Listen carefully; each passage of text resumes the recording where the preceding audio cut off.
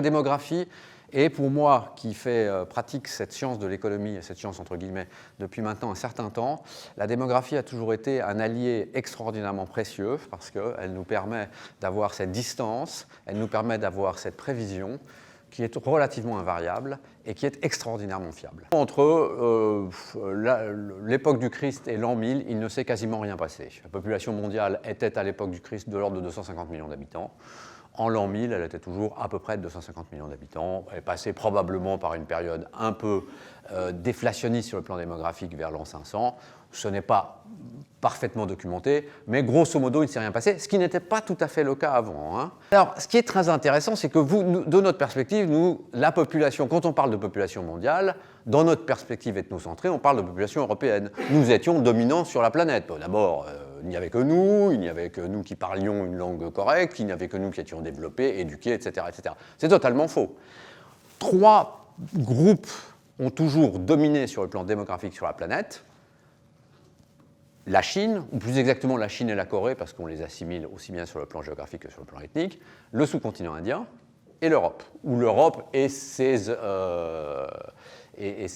qu'on appelle l'Europe et le Nouveau Monde. Ces 3 groupes ont toujours à peu près représenté 20 à 25% chacun de la population mondiale. L'Afrique, dans l'histoire démographique de l'humanité, il ne s'est rien passé dans les rapports de force de très significatif, sauf ce qui va se passer aujourd'hui, c'est-à-dire l'explosion de l'Afrique. Ça ne s'est jamais produit, ce qui va se produire.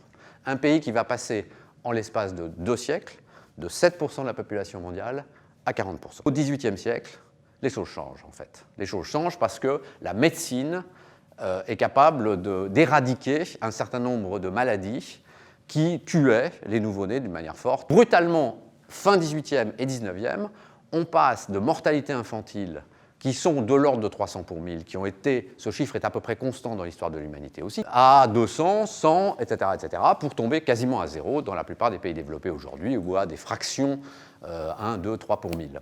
Vous avez une population qui continue à avoir un taux de fécondité par femme de 5 enfants, mais que les 5 enfants restent en vie, et qui vous donne une population je veux dire adulte, on va appeler ça comme ça, beaucoup plus importante que dans l'histoire. Alors qu'est-ce qu'une population adulte sur le plan économique ?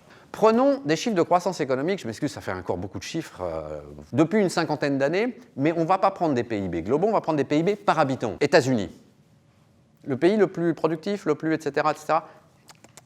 Les États-Unis ont un profil démographique qui n'a pas été frappé par des guerres intérieures, qui n'a pas été... les États-Unis ont un profil démographique absolument génialissime, à étudier pour des gens comme moi. Pourquoi ? Parce que c'est une formation démographique unique dans l'histoire. Elle est avant tout le fruit d'une migration plus que d'une procréation. Et deuxièmement, parce que les États-Unis, depuis que ce pays existe sur le plan administratif, a conservé de manière parfaitement minutieuse toutes les statistiques de son développement. Qu'est-ce qui se passe en 1915 ? Il se passe que la 3e vague migratoire qui avait démarré en 1905 et qui avait transféré plus d'1 million de personnes de l'Europe vers les États-Unis, soit près de 15 millions de personnes entre 1904 et 1914. Cette vague migratoire cesse brutalement. Alors qu'est-ce que ça veut dire ? Ce qui est intéressant, c'est que ces migrants qui arrivaient aux États-Unis, eux, ce n'est pas des enfants qui arrivaient, ce n'est pas des bébés. C'est des gens qui étaient déjà des jeunes adultes, ou un peu plus, et qui très rapidement deviennent opérationnels, mettons en 5-10 ans, et deviennent des consommateurs, des producteurs, des épargnants d'importance.